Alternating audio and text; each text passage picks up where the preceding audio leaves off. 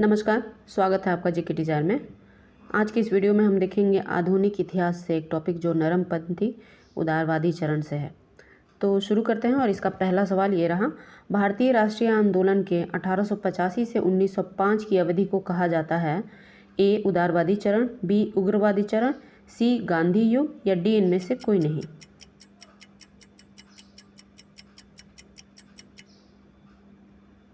Option A सही है, उदारवादी चरण।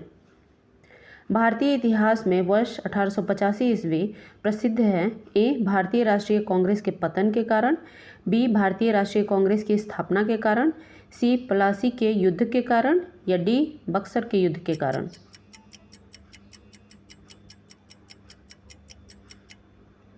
सही जवाब है ऑप्शन बी, भारतीय राष्ट्रीय कांग्रेस की स्थापना के कारण। अगला सवाल है, आधुनिक भारतीय इतिहास में गोकुलदास तेजपाल संस्कृत महाविद्यालय क्यों प्रसिद्ध है? ए भारतीय राष्ट्रीय कांग्रेस का प्रथम अधिवेशन यही हुआ था, बी सुरेंद्र नाथ बैनर्जी और दादा भाई नौरोजी इसके छात्र रहे थे, सी ए.ओ. ह्यूम इसके प्राचार्य थे या इनमें से कोई नहीं।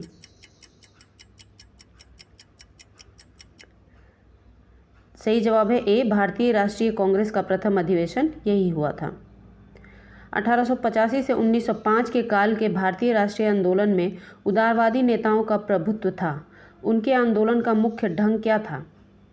ऑप्शंस हैं, ए प्रतिगामी राष्ट्रवाद, बी संवैधानिक आंदोलन, सी सैद्धांतिक प्रजातांत्रिककरण या डी इनमें से कोई नहीं।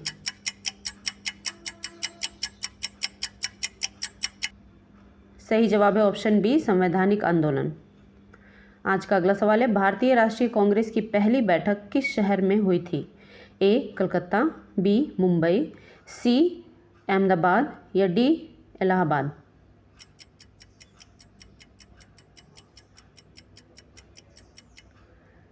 सही जवाब है ऑप्शन बी, बम्बई में। अगला सवाल है कि निम्न कांग्रेसी नेताओं में से किसको भारत का महान वृद्ध व्यक्ति यानी grand old man of India कहा जाता है? ए महात्मा गांधी, बी बाल गंगाधर तिलक, सी दादा भाई नौरोजी या डी मदन मोहन मालवीय।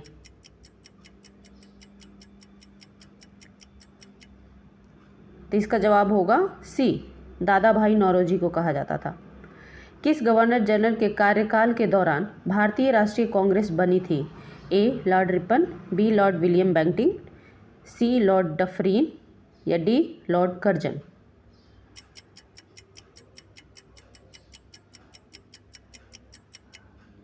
सही जवाब है सी, लॉर्ड डफरीन। अगला सवाल है, भारतीय विश्वविद्यालय अधिनियम 1904 किस वायसराय के काल में पारित किया गया था? A Lord Lytton, B Lord Curzon, C Lord Ripon या डी लॉर्ड हार्डिंग।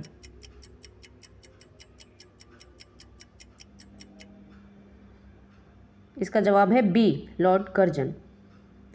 अगला सवाल है, भारतीय सिविल सेवा आईसीएस में चुने गए पहले भारतीय का नाम था? A Sarojini Naidu, B Satyendra Nath Tagore, C Lala Lajpat Rai या डी सी आर दास।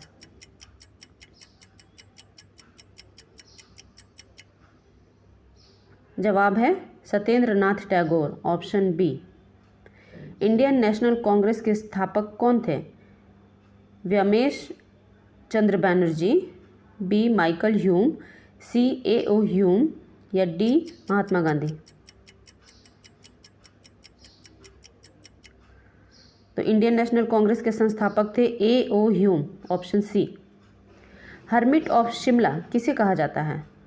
ए George Yule, B William Wedderburn, सी ए.ओ. ह्यूम या डी रविंद्रनाथ टैगोर को।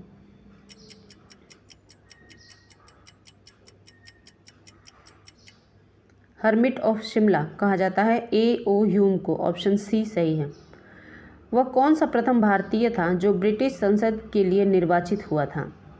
ए S N. Banerjee, B G K. Gokhale, C Dadabhai Naoroji या डी फिरोज शाह मेहता।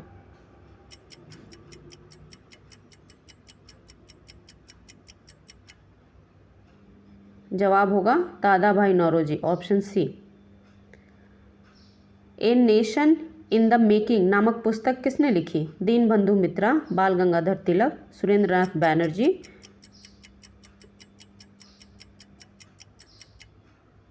सही जवाब है ऑप्शन सी, सुरेंद्रनाथ बैनर्जी ने। लिट्टन द्वारा प्रस्तावित वैधानिक जनपद सेवा स्टैट्यूटरी सिविल सर्विसेज, जिसके तहत परीक्षा की आयु 21 वर्ष से घटाकर 19 वर्ष कर दी गई थी, कब लागू हुआ था?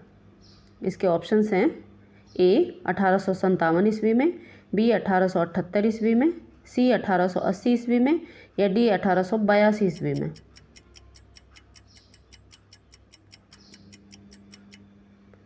आंसर है ऑप्शन बी 1878 ईस्वी में।